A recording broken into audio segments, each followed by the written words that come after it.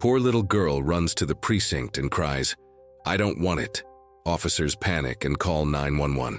The first Tuesday of November arrived in Millbrook the way it always did.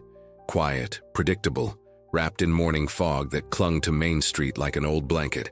Inside the police station, Officer Sarah Chen poured her second cup of coffee, listening to Davis complain about his daughter's science project. "Volcanoes," he muttered, shaking his head. "Why is it always volcanoes?" Sarah smiled, about to respond when the front door opened. A little girl stood in the doorway, 6 years old, maybe 7, thin arms wrapped around herself, shivering in a summer dress that belonged to warmer days. Her blonde hair hung in tangles around a face streaked with tears and dirt. No coat, no shoes, just pink socks with holes at the toes, darkened by whatever streets she'd walked. Sarah's coffee cup stopped halfway to her lips. "Sweetheart?" She set the cup down carefully, moving slowly so she wouldn't startle the child. "Are you okay?" The little girl's bottom lip trembled. Her eyes, pale blue, too wide, too scared, darted between Sarah and Davis like a cornered animal deciding whether to run. "I don't want this," she whispered. The words came out broken, repeated like a prayer she'd been saying for miles. "I don't want this. I don't want this." Davis was already on his feet, reaching for the emergency blanket they kept in the supply closet. Sarah knelt down, making herself small, non-threatening. "You're safe now," she said gently. "Nobody's going to hurt you here." The girl didn't move. She stood frozen in the doorway, November wind pushing dead leaves across the threshold around her feet. Her stomach, visible where the too small dress had ridden up, looked hollow, concave. Sarah had seen enough to recognize what hunger looked like on a child's body. "Can you tell me your name?" Sarah kept her voice soft, the way she'd speak to her nephew during thunderstorms. For a long moment, nothing. Just the sound of the old radiator ticking, the distant hum of traffic on Route 9, then barely audible. "Lily, Lily," Sarah repeated, making it sound safe. "That's a beautiful name. I'm Sarah, and this is Officer Davis. We're here to help." Davis approached with the blanket, moving with surprising gentleness for a man who'd spent 20 years on the force. He draped it around Lily's shoulders. She flinched, but didn't pull away. "Are you hungry, Lily?" Davis asked. The question opened something. Lily nodded, a tiny movement, her eyes fixed on the floor. Sarah stood slowly, keeping her movements predictable. "I've got some crackers in my desk and—" She glanced at Davis, who was already heading to the small kitchenette. "I think we can find some hot chocolate. Does that sound good?" Another nod, smaller this time. As Davis heated water in the electric kettle, Sarah guided Lily to a chair by her desk. Not the cold metal ones they used for questioning, but her own cushioned office chair. Lily climbed into it, swimming in the blanket, her feet dangling several inches from the floor. Sarah opened her drawer, finding the package of crackers she kept for late shifts. She placed 3 on a napkin, setting them within Lily's reach but not forcing them into her hands. Lily stared at the crackers like they might disappear. Then, with a speed that made Sarah's heart crack, she grabbed all 3 and shoved one into her mouth, barely chewing before reaching for the next. "Slow down, sweetheart," Sarah said gently. "There's plenty. They're all yours." But Lily didn't slow down. She ate like someone who didn't know when the next meal would come, stuffing her cheeks, her small hands trembling. Davis returned with the hot chocolate, the marshmallows already melting into white clouds. He set it down carefully, and Lily's eyes locked onto it with an intensity that felt desperate. "Careful," Davis said. "It's hot." Sarah watched the girl wrap both hands around the mug, not drinking yet, just holding it like the warmth itself was nourishment. In that moment, this tiny child in an oversized blanket, clutching hot chocolate in a police station on a Tuesday morning, Sarah saw the question that would haunt this case. Where were the adults who should have been holding her? "Lily," Sarah said quietly, pulling up a second chair, "can you tell me where you live? Where your mom or dad is?" The girl's grip tightened on the mug. Her eyes, which had briefly softened, went hard again, protective walls going up. "I don't want this," she whispered again. And this time Sarah understood. It wasn't about the chocolate, it wasn't about the crackers. It was about whatever home she'd walked away from in bare feet on a cold November morning.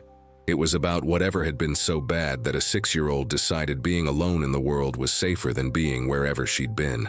Sarah exchanged a look with Davis over Lily's head. His jaw was tight, his hand already reaching for the phone. Social services.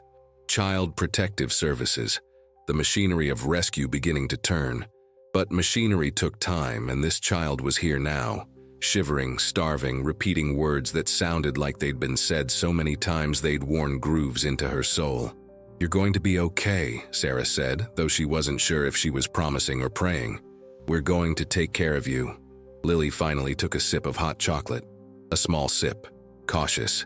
And in the warm, fluorescent-lit safety of the Millbrook police station, while Davis made phone calls and Sarah sat guard like a sentinel, a little girl with tangled hair and holes in her socks took the first step towards something that looked, if you squinted, almost like hope. Margaret Walsh heard about the little girl while reaching for a box of oatmeal in Henderson's Market. "Did you hear?" Mrs. Patterson leaned across the cereal aisle, voice dropping to that particular frequency reserved for tragedy, disguised as gossip. "A child walked into the police station this morning, all alone. Can you imagine?" Margaret's hand froze on the Quaker Oats box. "How old?" The question came out sharper than she intended. 6, they're saying, maybe 7. Mrs. Patterson shook her head, clutching her shopping basket. "In this cold, too. Sarah Chen found her. You know Sarah, Tom Chen's daughter? Works at the station, says the poor thing looked half-starved." The box of oatmeal slipped from Margaret's fingers, hitting the linoleum with a hollow thud. "Margaret, you all right?" But Margaret wasn't in Henderson's Market anymore. She was standing in a hospital corridor 23 years ago, watching doctors rush past, hearing words like overdose and too late and "I'm so sorry, Mrs. Walsh." She was staring at her son's empty bedroom, his baseball glove still on the dresser, his last report card still magneted to a refrigerator in a house that had suddenly become a mausoleum. "Margaret?" She blinked. Mrs. Patterson was touching her elbow, concern creasing her weathered face. "I'm fine," Margaret lied, bending to retrieve the oatmeal. Her knees protested, 72 years of gravity taking their toll. Just startled, but she wasn't fine. All afternoon, she wasn't fine. At home, Margaret moved through her routine like a ghost haunting her own life. She watered the African violets on the kitchen windowsill, the ones Henry had given her for their 40th anniversary, 3 years before his heart gave out. She folded laundry that only filled half the basket now. She made dinner for one the way she had for the past decade. The house settled around her, creaking in familiar places. 4 bedrooms, 1 occupant. On the mantel above the fireplace, photographs watched her with frozen smiles. Henry in his Navy uniform, their wedding day, 1976, and Danny, always Danny. 7 years old with a gap-toothed grin, holding his first fish. 16, awkward in a suit for junior prom. 22, the last photo taken 3 months before everything ended. Margaret stood in front of that picture for a long time. "I tried," she whispered to the image. "I tried to help you, but trying wasn't the same as succeeding." She'd seen the signs, the mood swings, the secretive phone calls, the money missing from her purse. She'd told herself it was just a phase, that he'd grow out of it, that confronting him would only push him away. Until the day the police came to her door, and pushing away became permanent. The grandfather clock struck 6. Margaret made tea she didn't drink, turned on the television to voices she didn't hear. Outside, November darkness swallowed the last of the daylight. A 6-year-old girl, all alone. Margaret picked up the phone 3 times, put it down 4. What could she possibly do? She was 72, living on a fixed income, with arthritis in both knees and a heart that had already broken more times than seemed survivable. She couldn't save her own son. How could she help a stranger's child? But that thought, that exact thought, felt like giving up all over again. At 8 o'clock, Margaret found herself standing in Danny's old room. She hadn't changed it. Couldn't bring herself to. His posters still hung on the walls, bands she'd never heard of, movies she'd never seen. His bookshelf still held the Hardy Boys collection she'd bought him for his 10th birthday, each spine cracked from reading. She ran her hand along the dresser, fingers tracing dust patterns. "I can't go through this again," she told the empty room. I can't love someone and watch them disappear. The room didn't answer. Rooms never did. But somewhere in the silence, Margaret heard something else. Not a voice, but a question that felt like it came from somewhere deeper than thought. What if you could do it differently this time? She sat on the edge of Danny's old bed, springs protesting under her weight. The mattress still held a faint impression of a boy who'd grown into a man she couldn't save. Morning light would find her there, still sitting, having made a decision that terrified her. At 9 o'clock, she called the police station. "This is Margaret Walsh," she said when Sarah Chen answered. "I heard about the little girl. I'd like to volunteer as a temporary placement." "Mrs. Walsh, that's very kind, but there's a process." "I know there's a process." Margaret's voice shook, but she pressed on. "I was a foster parent 30 years ago before my son was born. I have a bedroom. I have time. I have..." She paused, choosing her words carefully. "I have a second chance I don't deserve, and I'd like to take it." Silence on the other end. Then, "Can you come to the station tomorrow morning? 9 o'clock? I'll be there." Margaret hung up, her hand trembling on the receiver. In the kitchen, she made a list. Clean guest room. Buy child's toothbrush. Find old stuffed animals in attic. Practical tasks to keep her hands busy, her mind from spiraling into the 1,000 ways this could go wrong. But beneath the practicality, something else stirred. Something she thought had died with Danny, been buried with Henry, withered in the empty rooms of a too-big house. It felt dangerous to name it. It felt even more dangerous not to. Hope. Fragile as a bird's egg. Terrifying as a cliff's edge. Margaret climbed the stairs to the attic, pulling the chain that lit a single bulb over boxes labeled in her own handwriting from decades past. Danny, baby clothes. Danny, toys. Danny, school papers. She found what she was looking for in the third box. A stuffed rabbit, gray and worn, missing one button eye. Danny had loved this rabbit, slept with it until he was 8, until other boys made fun of him, and he'd hidden it in his closet, ashamed of needing comfort.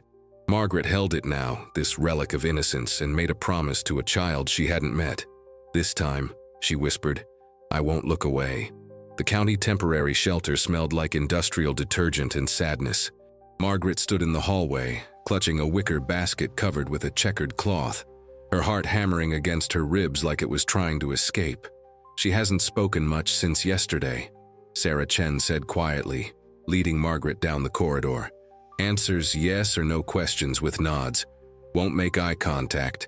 It's normal. Trauma does that." Margaret nodded, though nothing about this felt normal. Through an observation window, she could see into a small playroom. A handful of children sat scattered like islands. A teenage boy hunched over a handheld game. 2 small children building blocks in determined silence.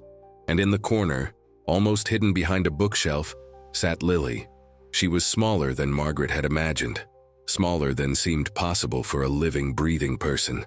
Someone had given her clean clothes, jeans too big, held up with a rolled waistband, and a purple sweater that swallowed her whole. Her hair, now washed, hung in damp strands around a face that looked carved from wariness. She was watching the door. Not playing, not reading, not doing anything except watching that door like it might sprout teeth. "She's waiting," Margaret said softly. "For what?" "For whatever comes next. She's learned that's all you can do. Wait and see what happens to you." Sarah looked at Margaret with new understanding. "You've done this before." "A long time ago." Margaret adjusted her grip on the basket. "May I?" Sarah opened the door, but stayed in the hallway. "Take your time." The room went quiet when Margaret entered. The teenage boy glanced up, assessed her, returned to his game.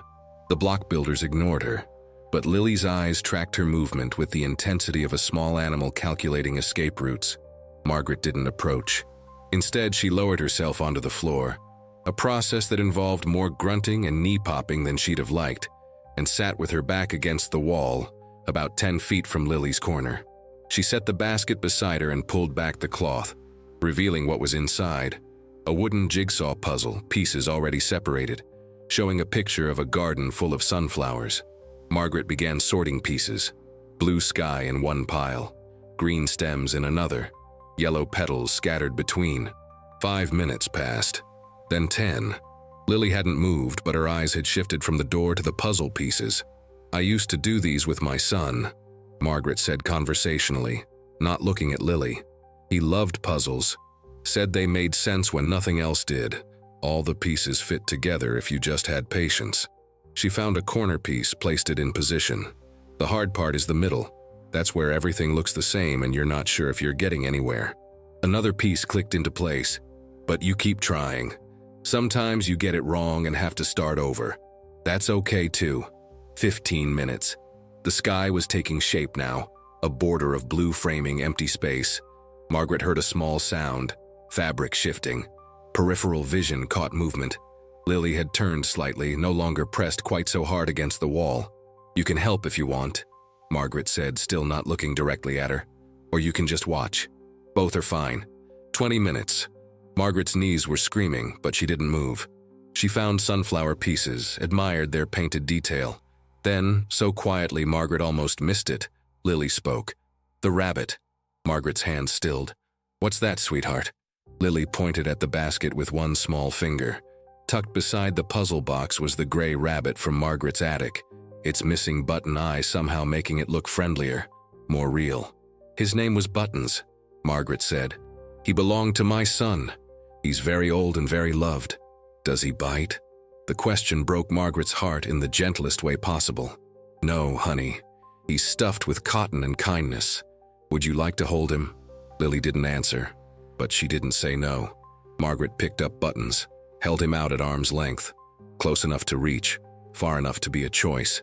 For a long moment, nothing happened.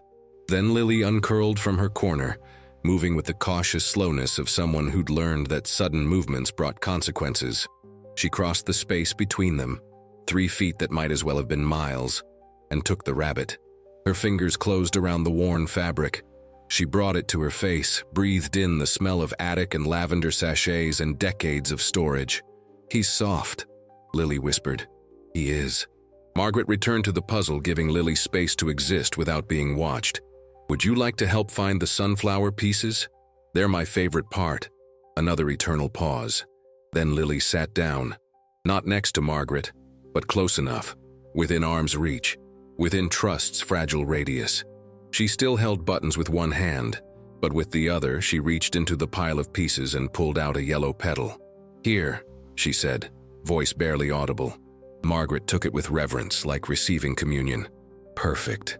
That's exactly the one I needed. They worked in silence. Lily found pieces with surprising speed, her small fingers sorting through colors with focused intensity. When she found a piece that fit, the tiniest smile flickered across her face. There and gone, like lightning. 30 minutes became 40. The sunflowers grew, bright and hopeful against blue sky. Can I ask you something? Lily said suddenly. Of course. Are you going to take me somewhere? The question was loaded with history Margaret could only guess at. Somewhere good or somewhere bad? Somewhere temporary or somewhere permanent? Somewhere safe or somewhere that only pretended to be? I'd like to, Margaret said carefully. I have a house with a spare bedroom. I make pretty good pancakes. I have a garden we could plant sunflowers in when spring comes. What if I'm bad? Margaret's hand stopped mid-reach for a puzzle piece. She turned to look at Lily directly for the first time. Really look at her. This tiny person who thought badness was something she was, rather than something that had been done to her. Lily, Margaret said gently, you're not bad. You're scared. And that's different. But what if? No what ifs. We'll figure things out one day at a time. Breakfast, then lunch, then dinner. Puzzle pieces, one at a time. Does that sound okay? Lily hugged Buttons tighter. Can he come too? He wouldn't go anywhere without you. The door opened. Sarah stood there with a social worker Margaret hadn't met, a tired-looking woman with a clipboard and kind eyes. Mrs. Walsh, if you have a moment, we need to go over some paperwork. Margaret stood, joints protesting. She looked down at Lily, who had gone still again, watchful. I'll be right back, Margaret said. You keep working on the puzzle. I think the middle sunflower needs someone patient. She walked to the door, then turned back. Lily was watching her with those 2 old eyes. I promise, Margaret added. I'm coming back.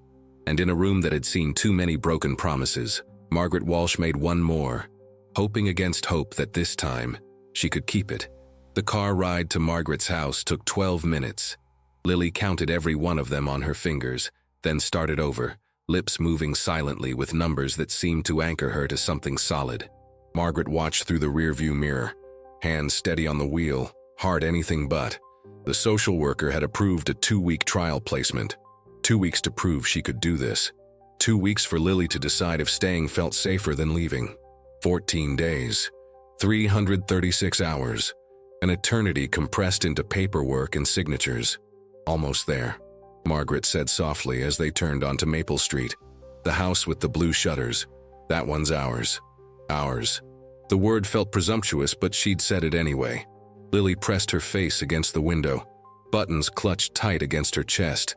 She studied the house like memorizing an escape route. 2 stories, wraparound porch, oak tree in the front yard with branches that scraped the roof when wind blew. Margaret pulled into the driveway, turned off the engine. Neither of them moved. "Want to see your room first?" Margaret asked. "Or are you hungry? We could have a snack." Lily's stomach answered with a growl that seemed impossibly loud in the quiet car. Her cheeks flushed pink. "Snack it is," Margaret said with a smile. "Come on." Inside, the house smelled like cinnamon and old wood, and something Lily couldn't name. Something that felt opposite to the sharp chemical smell of the shelter. Margaret hung her coat on a hook by the door, and Lily watched, learning the patterns of this new place. "You can put your backpack anywhere," Margaret said, gesturing to the small bag the shelter had provided. Spare clothes, a toothbrush, the puzzle they'd finished together. But Lily didn't put it down. She kept it on her shoulders, straps cutting into the too big sweater, ready to run if running became necessary. Margaret noticed but didn't comment. She moved to the kitchen, opening cabinets, pulling out crackers and peanut butter. "I also have apples. And cheese. Do you like cheese?" Lily nodded, eyes tracking every movement. Margaret prepared a plate with careful deliberation. Nothing too much. Nothing overwhelming. She set it on the kitchen table, pulled out a chair. Lily approached, like approaching a cliff edge. She sat down but didn't eat, staring at the food with that same intensity she'd shown the hot chocolate at the station. "Go ahead, sweetheart. It's yours." The first cracker disappeared in seconds, then the second. Lily ate with focused urgency, barely tasting, and when half the plate was gone, she stopped suddenly and looked at Margaret with panic in her eyes. "Can I?" Her voice was barely a whisper. "Can I save some? For later?" Margaret's throat tightened. "Of course, but Lily, there's more food. The kitchen's always open. You don't have to save things or hide them, I promise." Lily looked unconvinced, but she took 2 crackers and slipped them into her jacket pocket anyway. Insurance against promises that might break. After the snack, Margaret showed Lily the rest of the house. The living room with its overstuffed couch and fireplace. The bathroom with towels in colors that didn't match but were soft anyway. And finally, up the creaking stairs to the second floor. "This one's mine," Margaret said, pointing to the master bedroom. "That one's the bathroom. The room at the end was, well, it's storage now. And this one," she opened a door painted pale yellow. "This one's yours." Lily stepped inside cautiously. The room was simple.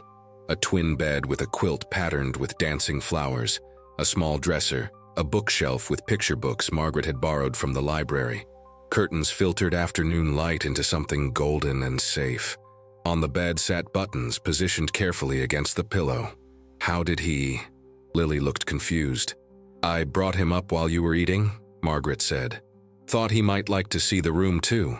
Lily walked to the bed, touched the quilt with one finger. Then she did something that made Margaret's breath catch.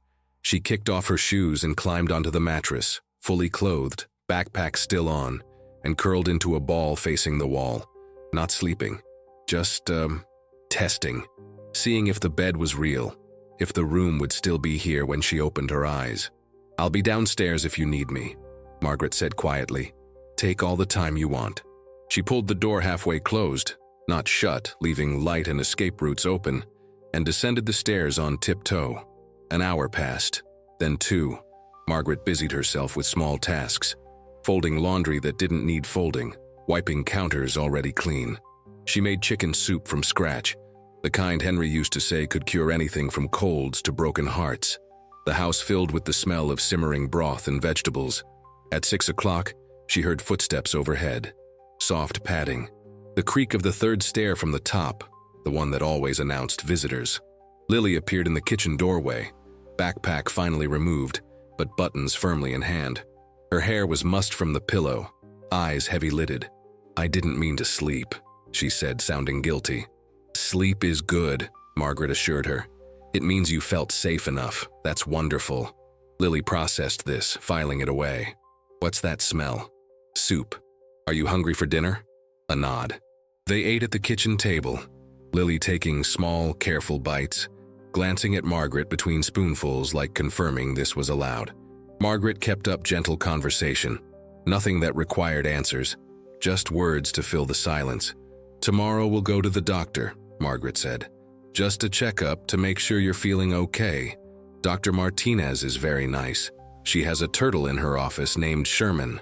Lily's spoon paused halfway to her mouth. "A real turtle?" "Very real. Very slow. Very friendly." The tiniest smile flickered across Lily's face before disappearing behind careful neutrality.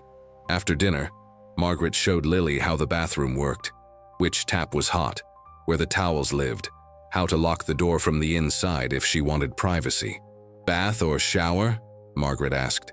"I don't know," Lily admitted, and Margaret understood. The choice itself was unfamiliar. "Bath tonight. We'll try a shower another day if you want." Margaret ran the water lukewarm, added bubbles that foamed into clouds. She laid out pajamas, soft flannel with stars on them, bought that afternoon while Lily was being processed at the shelter. "Call me when you're done," Margaret said. "I'll be right outside." She sat on the hallway floor, back against the wall, listening to gentle splashing. After 20 minutes, Lily called out, voice small but present. Margaret helped her into the pajamas, towel-dried her hair with gentle hands. Lily submitted to the care with rigid stillness, like she'd learned to disappear inside herself when people touched her. "All done," Margaret said softly. "You did great." In Lily's room, Margaret pulled back the covers, fluffed the pillow. Lily climbed in, buttons positioned beside her. "Story?" Margaret asked. Lily nodded. Margaret read from a library book about a mouse who was scared of everything until she discovered she was braver than she knew. Lily's eyes grew heavy, then heavier, but each time they started to close, they snapped open again, fighting sleep like fighting surrender. "It's okay to rest," Margaret whispered. "I'll be right down the hall, and tomorrow we'll be here when you wake up. Promise?" The weight of that single word could have crushed mountains. "I promise." Finally, Lily's eyes closed and stayed closed. Her breathing evened into sleep's rhythm. Margaret stayed until she was certain, then crept from the room, leaving the door half open, the hallway light on. Downstairs, she made tea she wouldn't drink, and stood at the kitchen window, staring into the dark backyard where nothing grew in November. 2 weeks, she thought. Make them count. Upstairs, Lily slept with crackers hidden under her pillow and one hand wrapped around a rabbit that had already saved one broken boy.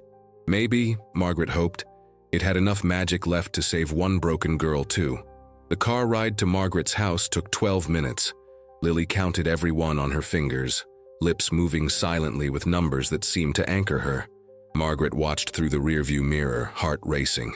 2 weeks, that's what the social worker had approved. 14 days to prove this could work. "Almost there," Margaret said as they turned onto Maple Street, the house with the blue shutters.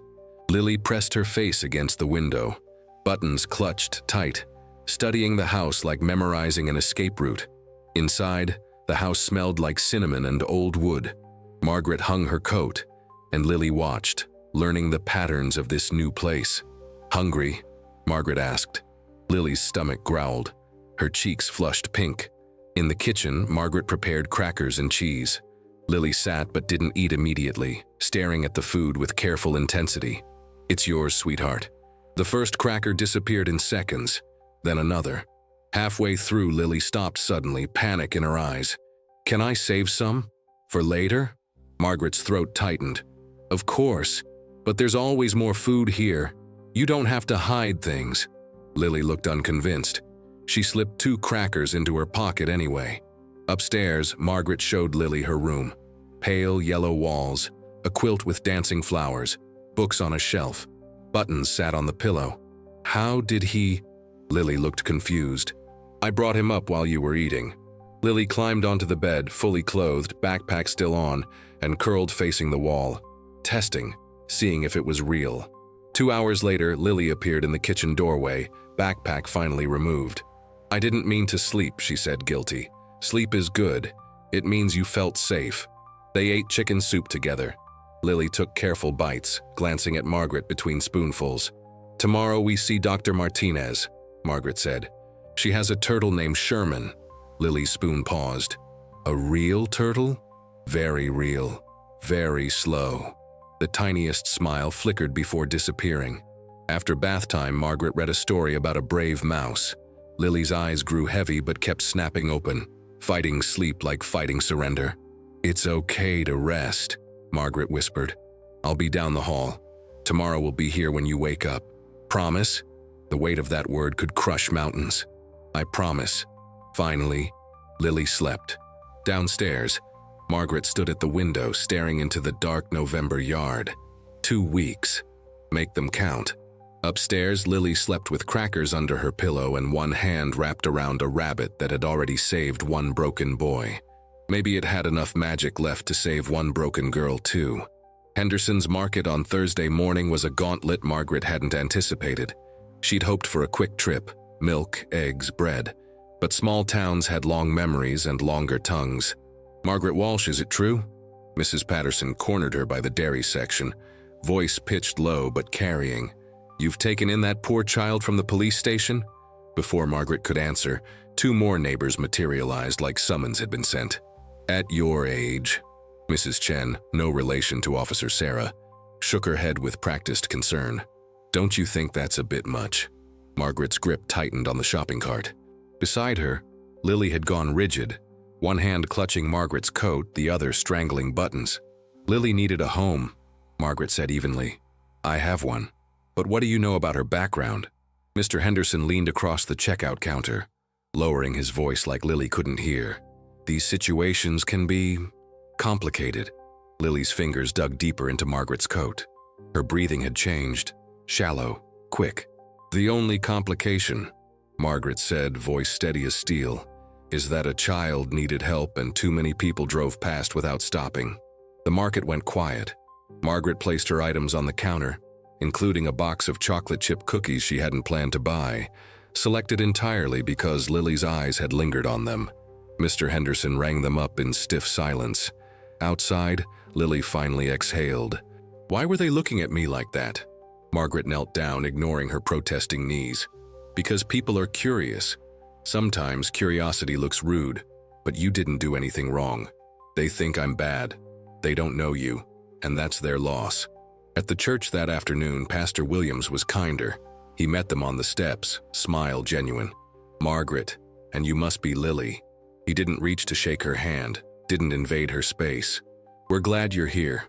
Inside, the congregation was split. Older women brought casseroles to Margaret's car. Tuna, chicken, lasagna, enough to feed them for weeks.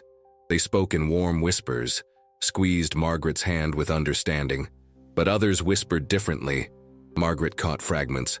"So young to take on. What if she's troubled? At 72? Lily heard them too. Margaret saw it in how she made herself smaller, disappearing into the too big coat. Walking home, they passed the elementary school. Children played on the playground, their laughter carrying on cold wind. Lily stopped, watching through the fence like watching a foreign country. A girl about Lily's age noticed her, started to wave. But Lily turned away, buried her face in Margaret's side. "Too much?" Margaret asked gently. A nod against her ribs. "That's okay. We'll try again another day." At home, Margaret made hot chocolate. Real cocoa, not the packaged kind. They sat at the kitchen table, Lily's feet dangling above the floor. "Miss Maggie?" It was the first time Lily had called her anything. The name landed soft as snow. "Yes, sweetheart? Do you think?" Lily traced the rim of her mug. "Do you think I'll ever be normal?" Margaret's heart cracked clean through. She reached across the table, stopped just short of touching Lily's hand, letting it be a choice. "I think normal is overrated," Margaret said. "I think brave is better. And you, Lily May, are the bravest person I know." "I don't feel brave." "Brave people rarely do." They just keep going anyway. Lily considered this, sipping her chocolate. Outside, November wind rattled the windows. Inside, warmth held. "The cookies," Lily said suddenly. "Can we have them?" Margaret smiled. "I thought you'd never ask." They ate cookies at the table, crumbs falling like confetti. Lily took small bites, savoring, and when Margaret offered a second cookie, Lily took it without hiding it in her pocket. Progress, Margaret thought, came in crumbs and chocolate chips. Later, when Lily napped upstairs, Margaret sat with the casseroles covering her counter and thought about judgment, about how easy it was to whisper, how hard to help.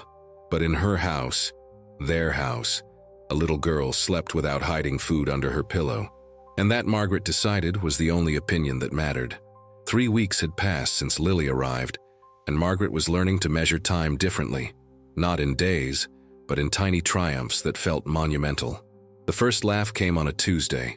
Margaret had been making pancakes when the batter slipped from her spoon, landing with a splat on the kitchen floor. She'd stared at it, then at Lily, and said with complete seriousness, "Well, I guess that one's for the floor monster." Lily's face had frozen in confusion.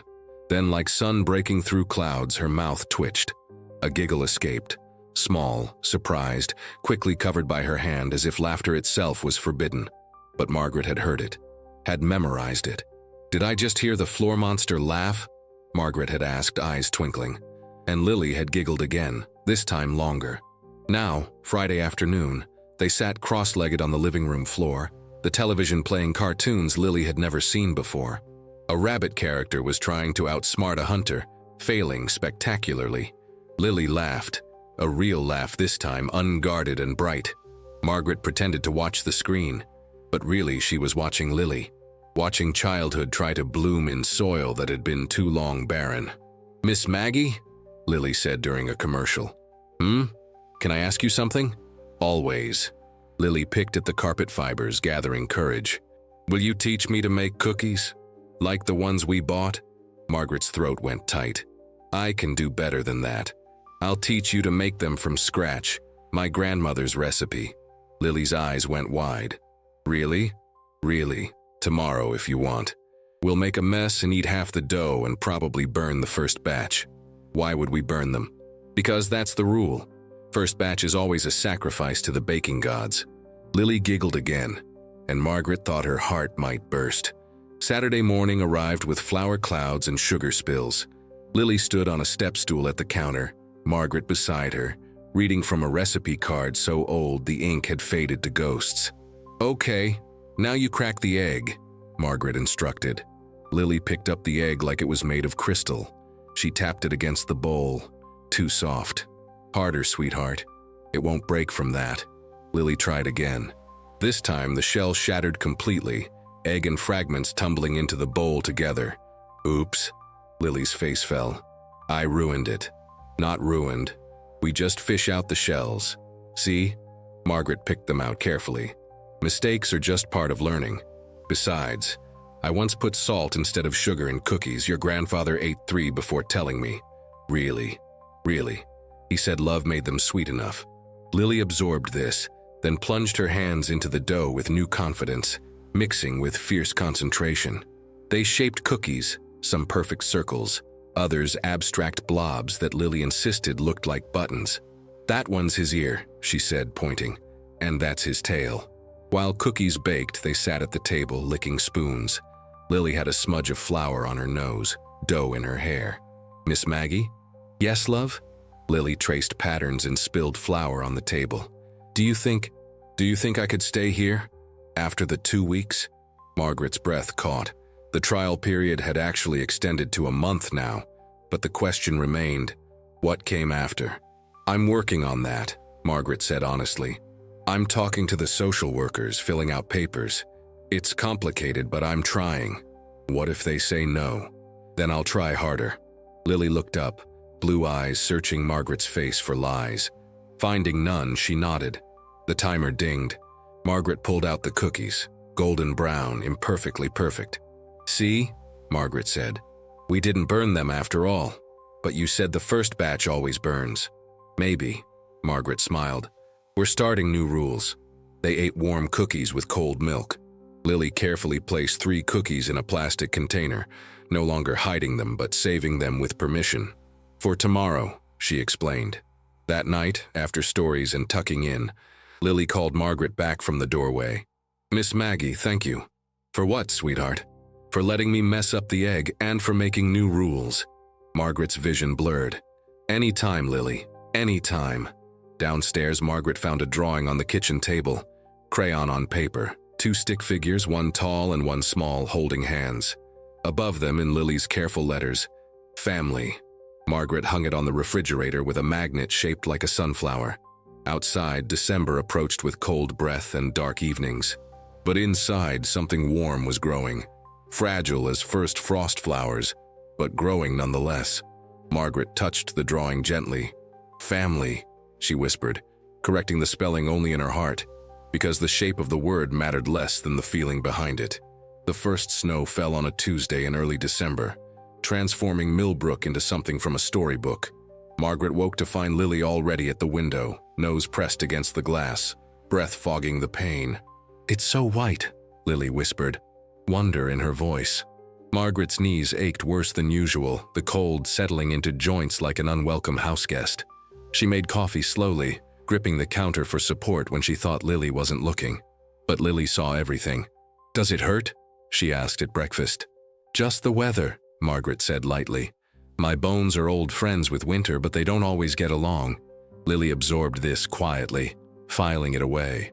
The mail arrived late morning. Margaret sorted through bills and catalogs until she found it, the official envelope with the county seal. Her hands trembled as she opened it. Amanda Catherine Hayes, Rehabilitation Progress Report. The words blurred together. Completed 30 days, attending counseling, supervised housing, progressing toward reunification. Margaret sat down hard. "Miss Maggie?" Lily appeared in the doorway, buttons in hand. "What's wrong?" "Nothing, sweetheart." Margaret folded the letter quickly. "Just grown-up mail." But that night, after Lily was asleep, Margaret reread it by lamplight. The report painted a picture of a woman fighting. Amanda Hayes, 28 years old, attending group therapy, passing substance tests, working part-time at a grocery store. A woman who was Lily's mother. Margaret's hand moved to the phone 3 times. Her attorney had been clear. Temporary guardianship meant exactly that. Temporary. If Amanda completed the program, the court would favor reunification. Biology carried weight that love alone could not match. She thought of Lily asking if she could stay. Thought of herself promising to try harder. What if harder wasn't enough? Margaret pulled out an old photo album, flipping to pictures of Danny, 7 years old, gap-toothed, holding a baseball glove. She traced the image with one finger. "I couldn't save you," she whispered. "But maybe I'm not supposed to save Lily either. Maybe I'm supposed to help her mother be saved." The thought was generous. It was also terrifying, because what if Amanda couldn't stay clean? What if Lily went back to a home that looked fixed, but wasn't? Margaret closed the album, exhaustion pressing down like the snow outside. The next morning, social worker Patricia Mendez called. "Mrs. Walsh, we need to schedule a home visit. Standard procedure for ongoing placements." "Of course. When?" "Friday at 10. "And Margaret?" Patricia's voice softened. "I need you to prepare yourself. Amanda has requested supervised visitation. It's her legal right." The phone felt heavy as stone. "When?" "Next week. Just an hour at the family center. A therapist will be present." After hanging up, Margaret found Lily building a blanket fort in the living room, buttons positioned as sentry. "Can I come in?" Margaret asked. Lily lifted the blanket edge. Inside, she'd arranged pillows and smuggled cookies, creating a nest of safety. Margaret folded herself into the small space, more difficult than it should have been, body protesting. "Lily, I need to tell you something." The light dimmed in Lily's eyes, like storm clouds rolling in. "Your mother, Amanda, she's been working very hard to get better, and she wants to see you." Lily went perfectly still. "I have to go back?" "No, not go back. Just visit.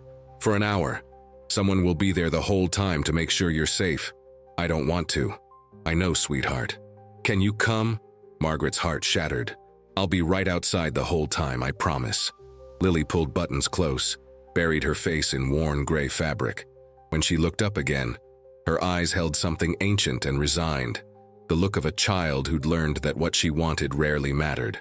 "Okay," she whispered. That night, Margaret heard crying through the bedroom wall. Soft, muffled, the sound of someone who'd learned to cry quietly so no one would hear. She knocked gently. "Lily, can I come in?" The crying stopped abruptly. "I'm fine." Margaret opened the door anyway. Lily was curled under the quilt, face streaked with tears. "Bad dream?" Margaret asked. Lily shook her head, then nodded, then whispered, "I'm scared." Margaret sat on the bed's edge. "Of seeing your mother? Of everything changing again? Oh, sweetheart." Margaret's voice broke. "I'm scared too." Lily's eyes widened. "You are?"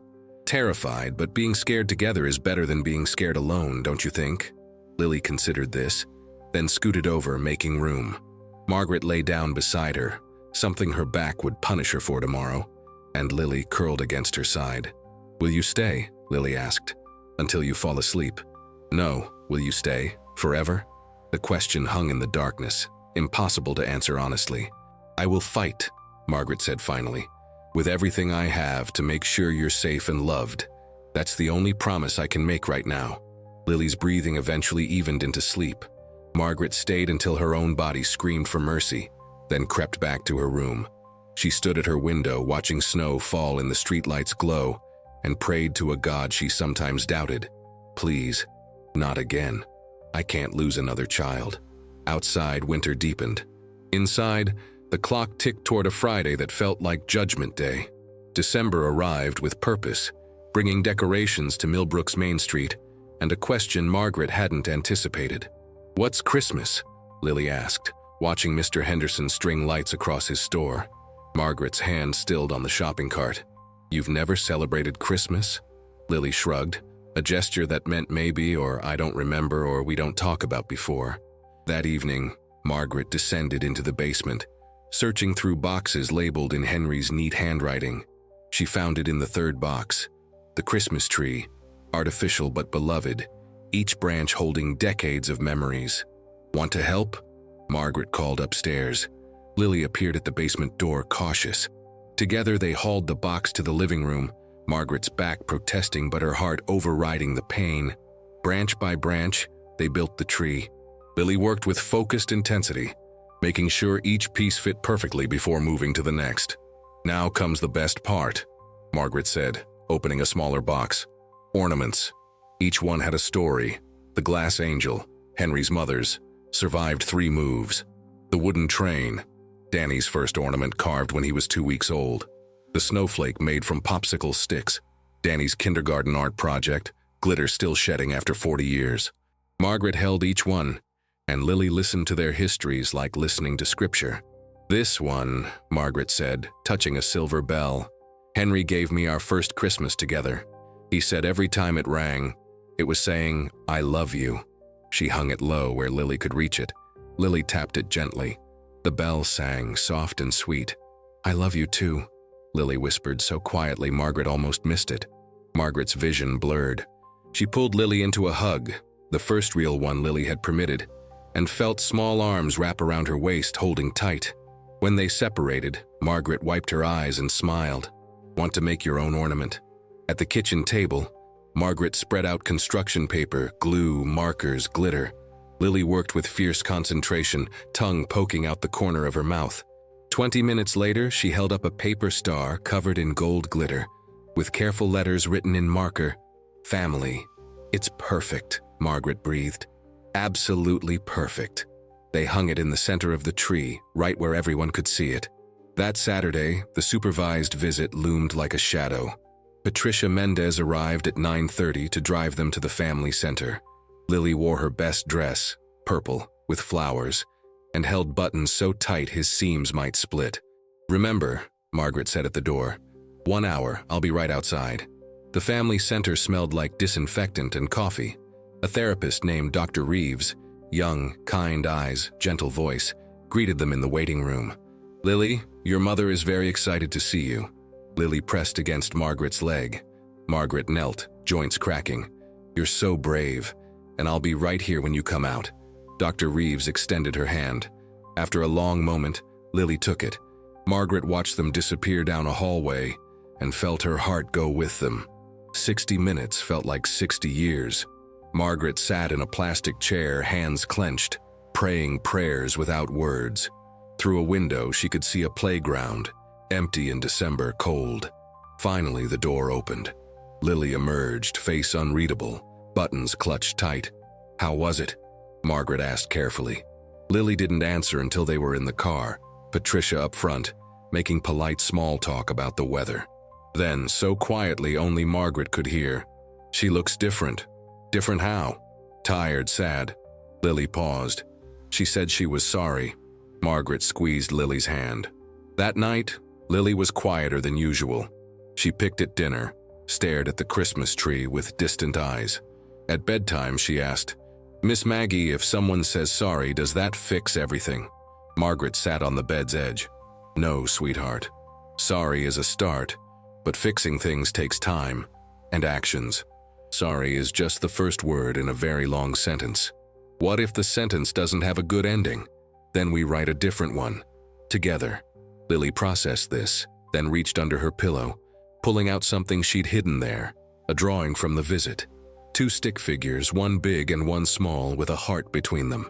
Crayon letters at the top, Mama and Lily. "She drew this for me," Lily said. "Dr. Reeves said I could keep it." Margaret's throat tightened. That was thoughtful of her. "I don't know where to put it."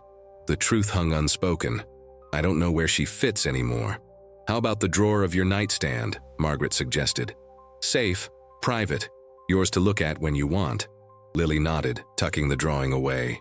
After lights out, Margaret returned to the living room, standing before the Christmas tree.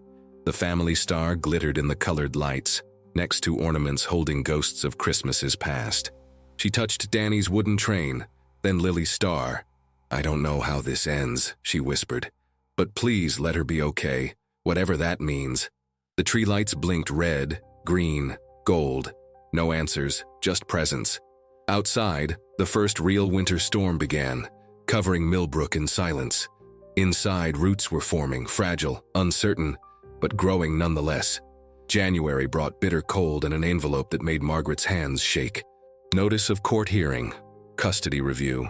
The date stared back at her, February 14th, Valentine's Day.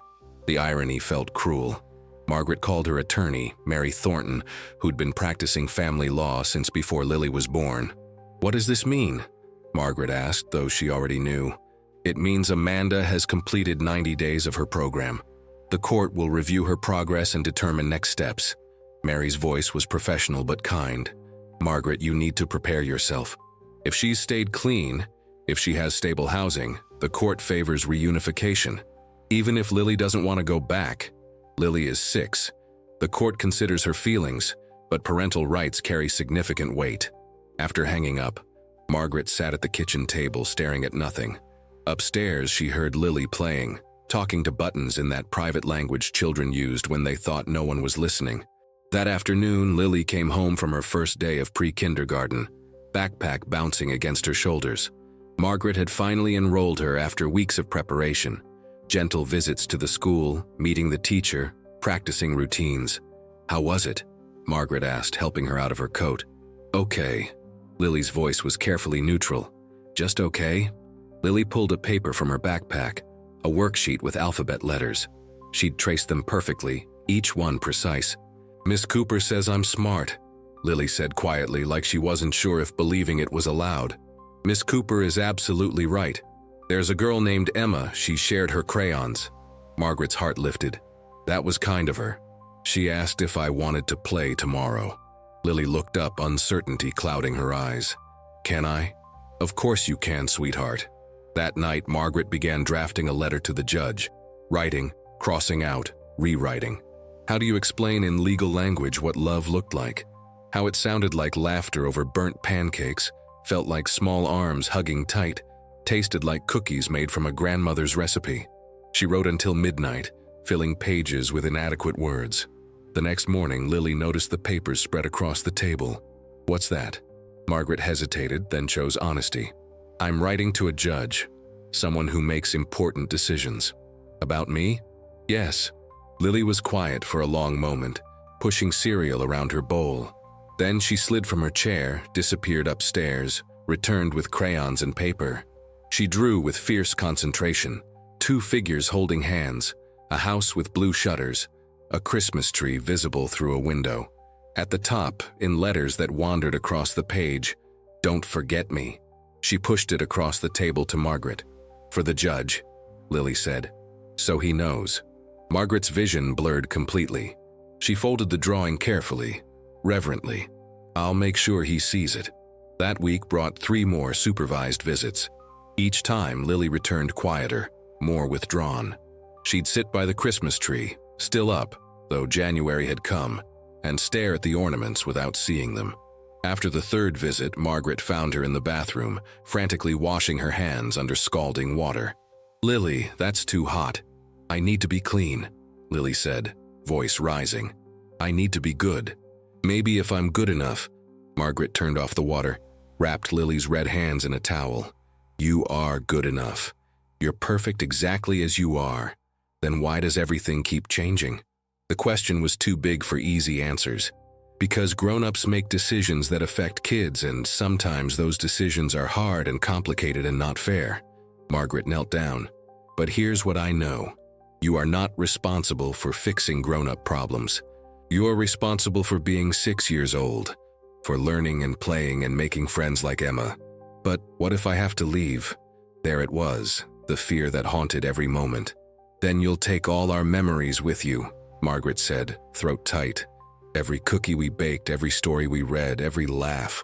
Those are yours forever, no matter what." Lily threw her arms around Margaret's neck, holding on like drowning. That night, Margaret did something she hadn't done since Danny died. She went to his room, sat on the dusty bed, and spoke to the silence. "I don't know if I can do this again," she whispered. "Loving someone this much, knowing I might lose them, it's too hard." The room offered no comfort, no answers, but downstairs a 6-year-old slept with a drawing under her pillow, a drawing that said family in glitter and hope, and that somehow was enough to keep Margaret going. February 14th approached like a storm on the horizon. Margaret began preparing Lily gently, age-appropriately for what might come. And in the quiet moments when Lily wasn't looking, Margaret memorized everything. The way Lily hummed while coloring, how she always saved the last bite of dessert, the exact weight of her small hand in Margaret's larger one, just in case memorizing was all she'd have left. The week before the hearing, Pastor Williams found Margaret sitting alone in the church sanctuary, staring at stained glass that filtered gray February light into reluctant colors. "Mind if I sit?" he asked. Margaret gestured to the pew. They sat in silence for a while, the kind of quiet that felt less empty than full, weighted with prayers too complex for words. "I'm afraid," Margaret finally said, "and I don't know if what I'm fighting for is right or selfish. Tell me, what if Amanda really has changed? What if Lily going back gives them both a chance I never gave my son?" Her voice cracked. "What if I'm holding on when I should be letting go?" Pastor Williams was quiet, considering. "What if," he said gently, "God wanted you to help both of them? The mother and the child?" The thought hadn't occurred to Margaret. She'd been seeing it as either or, win-lose, her versus Amanda. "How do I do that?" "By telling the truth. All of it. The good Amanda's done. The good you've done. And let the court decide what serves Lily best." That night, Margaret rewrote her letter for the 4th time. This version was harder, acknowledging Amanda's fight, her progress, her rights, but also documenting Lily's nightmares, her fear, her fragile blossoming in stable soil. She wrote, "I don't know if I'm the best choice for Lily. I only know I'm the one who's here, ready, able. I'm asking not to replace her mother, but to be what Lily needs while her mother continues healing." The letter felt more honest, also more frightening. 3 days before the hearing, Margaret received a call from Patricia Mendez. "Amanda would like to speak with you, informally.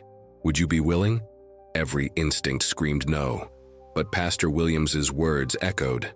"Help both of them." "Yes," Margaret heard herself say. They met at a diner on Route 9, neutral ground, coffee and vinyl booths. Amanda arrived 5 minutes late, thin and nervous, dark circles under eyes that might have been beautiful in another life. She was younger than Margaret expected, 28, but looking both older and younger simultaneously, aged by hardship, childlike in uncertainty. "Thank you for coming," Amanda said, stirring coffee she didn't drink. Margaret nodded, not trusting her voice yet. "I want you to know." Amanda's hands shook slightly. "I'm not trying to hurt Lily. I'm trying to be what I couldn't be before." "What changed?" Margaret asked. "I hit bottom, real bottom, and I realized—" Amanda's voice broke. "I realized my daughter was being raised by a stranger because I couldn't get my life together. That was the thing that finally made me want to live." Margaret saw it then. The desperate sincerity, the battle scars from a war fought in shadows. "I'm not asking you to trust me," Amanda continued. "I haven't earned that. But I'm asking you to believe I'm trying. I see that you are." Margaret chose words carefully. "But trying isn't enough when there's a child involved. Trying needs to become succeeding. Consistently." "I know." Amanda wiped her eyes. "That's why I wanted to meet you. To tell you, whatever the court decides, I'm grateful. You gave Lily something I couldn't. You showed her what safe feels like." The sincerity in her voice was undeniable. This wasn't a villain. This was a broken person trying to piece herself back together. "She's remarkable," Margaret said softly. "Your daughter." "I know." Amanda's smile was sad. "I just wish I'd known it sooner. Before—" She stopped, unable to finish. They sat in silence. Two women on opposite sides of an impossible situation, both loving the same child in different ways. When they parted in the parking lot, Amanda said, "Whatever happens Thursday, take care of her. Please." "I will," Margaret promised. "And Amanda, keep fighting for yourself. Whether Lily's with you or not, you deserve to heal." Amanda nodded, tears streaming, and walked to a bus stop to wait in the cold. Margaret drove home through February dusk, heart heavy but somehow lighter too. That night she found Lily had left something on her pillow, a drawing of 3 stick figures holding hands. Beneath them, in careful letters, "Miss Maggie, me, Mama, not choosing, including." Margaret pressed the drawing to her heart and cried for all of them. For Amanda fighting addiction, for Lily caught between two loves, for herself trying to save what she couldn't save before. The letter to the judge went in the mail the next morning. In it, Margaret had written one final line: "I'm not asking to be Lily's only family. I'm asking to be part of her village, because this child deserves more than choosing. She deserves abundance." Thursday approached like a reckoning, and Margaret prepared to speak truth, whatever the cost. The courthouse felt too big, too cold, too final. Margaret sat on a wooden bench outside the hearing room, Lily beside her, swinging legs that didn't reach the floor. Buttons occupied Lily's lap, worn fabric clutched tight. "What happens in there?" Lily asked quietly. "People talk about what's best for you. What if they decide wrong?" Margaret's heart cracked. "Then we trust that even hard things can lead to good things, eventually." Down the hall, Amanda arrived with her counselor. She wore a borrowed suit that hung loose on her thin frame. When she saw Lily, her face transformed, hope and fear and love colliding. Lily's grip on buttons tightened, but she didn't hide. "Hi, baby," Amanda said softly. "Hi," Lily whispered back. They were called in separately. Amanda first. Margaret waited, counting ceiling tiles, praying wordless prayers. 40 minutes later, Amanda emerged, eyes red. She gave Margaret a small nod before leaving with her counselor. Margaret Walsh? The courtroom was smaller than she'd imagined. Judge Helen Morrison presided, a woman in her 60s with steel gray hair and eyes that had seen too much suffering to be fooled by pretty words. Margaret took the stand, raised her right hand, swore to tell the truth. Patricia Mendez asked the questions. How long had Lily been in her care? What changes had she observed? What were Lily's needs? Margaret answered honestly, professionally, but when asked her recommendation, she paused. "Your Honor, I've read Mrs. Hayes's progress reports. She's worked incredibly hard. She's attending therapy, maintaining sobriety, holding employment. These are not small achievements." The judge's eyebrows raised slightly. This wasn't typical foster parent testimony. Margaret continued, "But Lily has nightmares. She hoards food. She's just beginning to trust that stability exists. She's made a friend at school, her first friend ever as far as we know. She's learning what home means. Her voice strengthened. I'm not here to take a daughter from her mother. I'm here because a child needs consistency while her mother continues rebuilding. Lily needs both of us, her mother's love and my stability.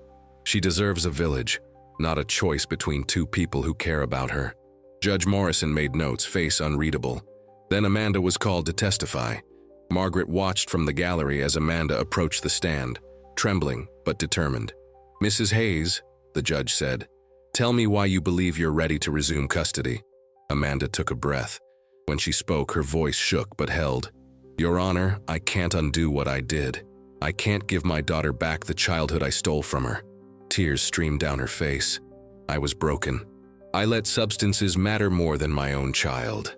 That's unforgivable. The courtroom was silent. But I'm not that person anymore. I'm 90 days clean. I'm working. I'm in therapy. I'm learning how to be the mother Lily deserved from the beginning. She looked at Margaret. Mrs. Walsh showed Lily what love looks like. I'm grateful for that. But I'm her mother, and I'm asking for the chance to prove I can be what she needs now. Judge Morrison listened, face neutral. Then came the question that would change everything. Mrs. Hayes, if the court determined that a gradual reunification plan was in Lily's best interest, starting with extended visits while Mrs. Walsh maintains primary custody, would you agree to that? Amanda's face crumpled. I want my daughter back, but she swallowed hard. I want what's best for her more. If slow is better for Lily, then yes, I agree. The judge turned to Margaret. Mrs. Walsh, would you be willing to maintain guardianship while facilitating increased contact with Mrs. Hayes, with the goal of eventual reunification, if Mrs. Hayes maintains her progress? Margaret felt the weight of the question. Months, maybe years, of loving a child while preparing to let her go. Yes, Your Honor. Judge Morrison took off her glasses, leaned back. Here's what I see. A child who needs stability, a mother who's fighting to heal, and a foster parent willing to think beyond her own desires. She paused. Mrs. Hayes has made significant progress, but 90 days is not enough to establish long-term stability, especially given the severity of past circumstances. Margaret's heart pounded. Therefore, I'm ordering continued temporary custody with Mrs. Walsh, with supervised visitation increasing to unsupervised day visits over the next 3 months. At the 6-month mark, we'll review Mrs. Hayes' continued sobriety and stability. If maintained, we'll begin transitional overnight visits, leading to full reunification after 1 year. 1 year. Margaret would have 1 more year. This gives everyone what they need. The judge continued. Lily gets stability. Mrs. Hayes gets time to prove consistency. And we ensure this child's well-being remains paramount. The gavel fell. Outside, Amanda approached Margaret, tears streaming. Thank you, she whispered, for telling the truth. For not making me the villain. You're not a villain, Margaret said. You're a mother who's fighting. Keep fighting. Amanda nodded, then knelt before Lily. I love you, baby, and I'm going to keep working hard so we can be together again. Okay? Lily looked at Margaret, then back to Amanda. Okay, Mama. The word, Mama, hung in the cold February air. In the car ride home, Lily was quiet. Finally, she said, Miss Maggie, I'm scared. Of what, sweetheart? Of forgetting you. When I go back? Margaret pulled over, turned to face Lily. You won't forget me, and I won't forget you. We're family now, Lily. Court papers don't change that. Lily climbed into Margaret's lap, crying, and Margaret held her while traffic rushed past, and the future loomed uncertain. But for now, they had today, and tomorrow, and 365 more tomorrows to fill with love and cookies and memories strong enough to survive whatever came next. 3 months passed. Amanda's visits increased, afternoons, then full days. The reports were positive, clean, stable, working. Next month, overnight visits would begin. By September, full reunification. Margaret should have felt relief. Instead, she felt like watching a train departure she couldn't stop. Lily was thriving but pulling away, preparing for goodbye. Let's make memories, Margaret said one Saturday. They planted sunflowers, made ice cream, had picnics. At the library, they chose books to share. Baking cookies, Lily asked. When I live with Mama, can I still call you? Anytime, I'll always answer. I love you, Lily said, first time directly. Margaret held her tight. I love you too. The first overnight visit arrived. Amanda picked up Lily at 3. Just one night, Margaret whispered, waving goodbye. The house echoed. Empty. At 8:30, Lily called. Miss Maggie? I'm okay. I miss you. I miss you too. So proud of you. Will you sing the song? Margaret sang their lullaby, voice breaking. After hanging up, she cried, for doing what was right but felt so wrong. Outside, their sunflowers sprouted, reaching toward light. September loomed ahead. Summer dissolved into September. Lily's visits to Amanda's lengthened. 3 nights, then 4, then 5. By late August, she lived mostly at the apartment, visiting Margaret on weekends. The sunflowers stood tall in the garden, golden heads nodding in the wind. Margaret tended them alone, whispering her worries to their silent faces. September 15th approached, the final court date that would make reunification permanent. Margaret packed Lily's belongings with trembling hands. Clothes, books, the glittered Christmas star wrapped in tissue. Each item felt like goodbye. The Friday before court, Lily came for one last overnight visit. They made pancakes, visited the park, read bedtime stories. Everything felt achingly normal and unbearably final. Will you forget me? Lily asked at bedtime. Never, Margaret promised, holding her close. That night, Lily whispered, if something feels wrong, I'll call you. Good girl, always call me. Monday arrived. Amanda came to collect the last boxes, nervous but hopeful. Ready? She asked Lily. Lily hugged Margaret tight. Thank you for everything. Margaret watched the car pull away, Lily's small hand waving from the window. The house fell silent. 2 weeks passed. Margaret heard nothing. A good sign, she told herself. Lily was adjusting, building her new life. Then, late on a Thursday night, the phone rang. Margaret lunged for it, heart pounding. Miss Maggie? The voice was barely a whisper, frightened, desperate. Lily, what's wrong? Can you come get me, please? Margaret's hands shook, gripping the phone. Lily, where are you? Mrs. Chen's, next door. I'm coming now. She called 911 while driving, gave the address with forced calm. Police arrived first. Sarah Chen met her outside. She's safe, Sarah said immediately. Lily asked the neighbor for help. Inside, Lily sat wrapped in blankets, clutching buttons. Seeing Margaret, she ran. Margaret caught her, held tight. I've got you. Mama was different, Lily sobbed. I remembered. Call if scared, Sarah explained quietly. Amanda relapsed, lost her job. The apartment wasn't safe. Margaret's heart broke for all of them. Emergency custody reverts to you, Patricia said, arriving with papers. Permanently. In the car, Lily asked, Is Mama okay? She's getting help, sweetheart. Did I do wrong? Calling you? Margaret stopped the car. You did exactly right. So brave. Can I stay forever? Forever. Home felt different now. Certain. Solid. 6 weeks later, Judge Morrison finalized the adoption. Lily Margaret Walsh. No more temporary. Just family. 6 months after the adoption, spring arrived with purpose. Lily, now 7, walked home from school with Emma, backpack bouncing, laughing about something her teacher said. Margaret watched from the porch, heart full. Lily still had nightmares sometimes. Still saw a therapist weekly. Still asked questions that had no easy answers about her mother, who was in long-term treatment 2 states away. But she also had friends. Had straight A's. Had stopped hoarding food under her pillow. Progress came in small victories. Saturday morning, they worked in the garden together. The sunflowers from last year had left seeds. Margaret had saved them in an envelope. Ready to plant? Margaret asked. Lily knelt in the dirt, digging carefully. Margaret's knees protested, but she knelt beside her anyway. Grandma Maggie? Lily had started calling her that after the adoption. You know that dried sunflower you showed me? From your son? Yes, sweetheart. You said it didn't bloom but left seeds. Lily held up the envelope. So now it's my turn to plant them?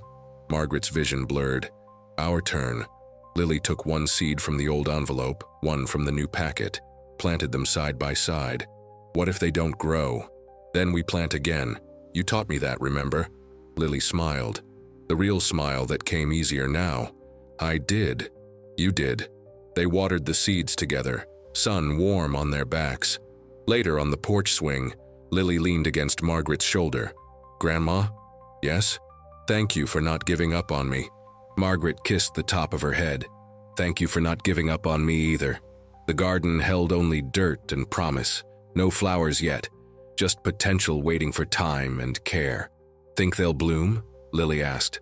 "I think," Margaret said, "that the best things take time and patience, and sometimes a little rain.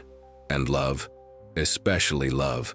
They swung gently, watching clouds reshape themselves into possibilities.